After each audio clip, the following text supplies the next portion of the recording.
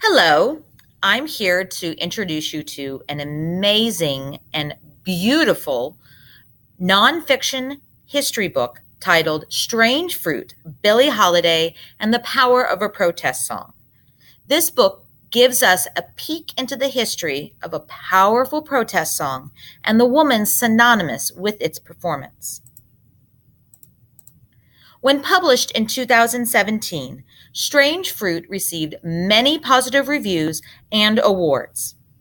Its intended audience is middle school and upper elementary school students. Yes, a picture book, nonfiction, meant for you. The book begins in 1938 with Billie Holiday in her early 20s. At this point in her young life, she was already breaking through race barriers. A popular band leader named Artie Shaw had hired her as a singer for his all-white band.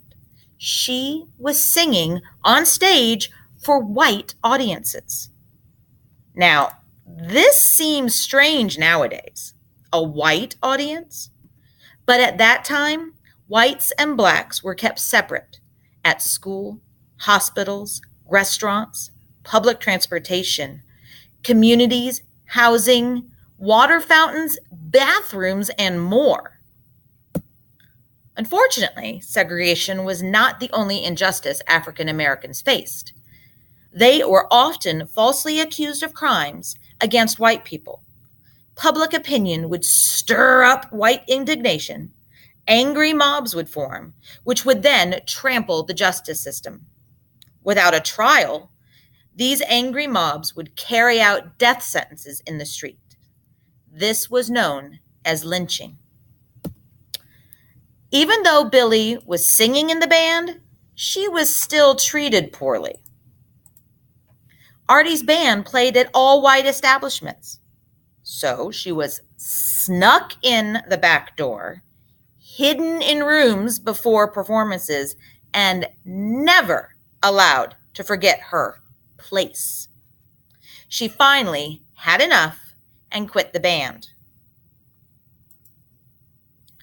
Around the same time that Billie Holiday quit Artie's band, Abel Meeropol, seen here on the left, was inspired by the photo on the right about the 1930 lynching of Thomas Shipp and Abram Smith.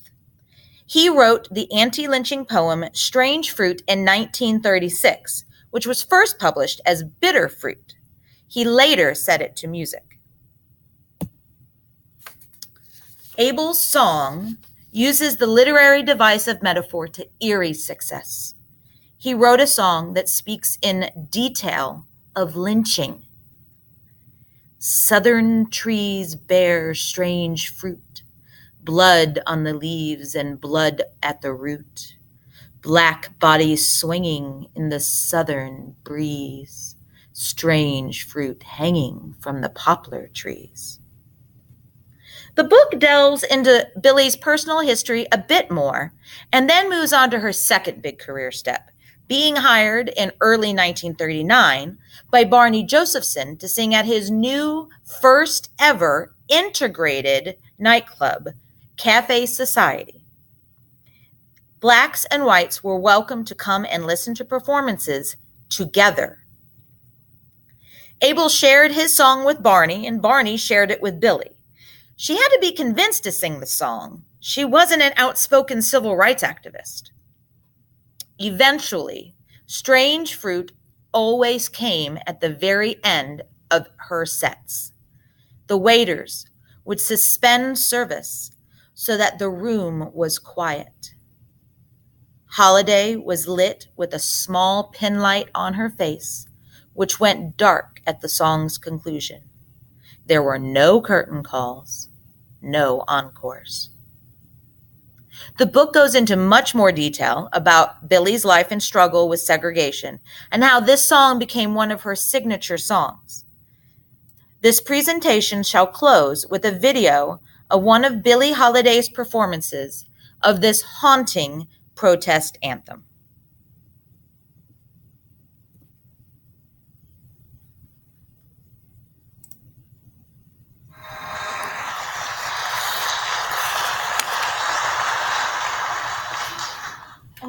tune written especially for me, Strange Fruit.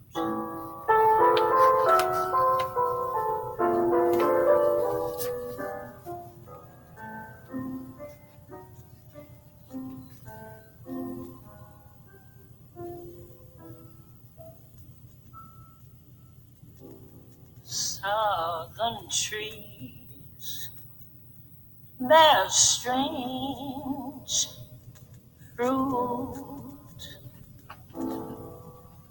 blood on the leaves and blood at the root,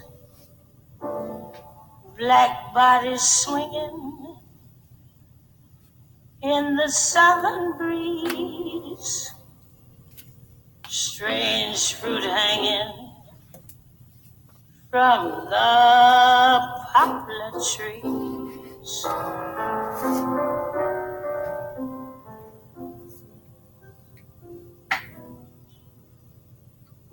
Pastoral scene of the gallant South,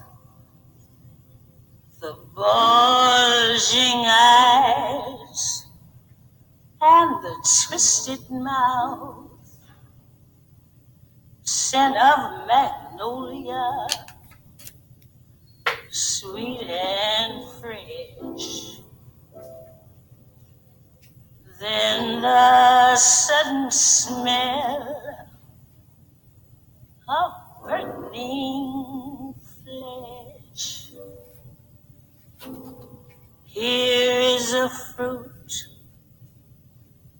for the crows to pluck, for the rain to gather, for the wind to suck, for the sun to rock, for the tree to drop.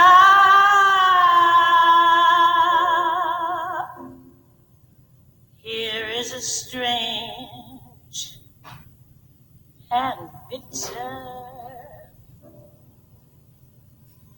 cry.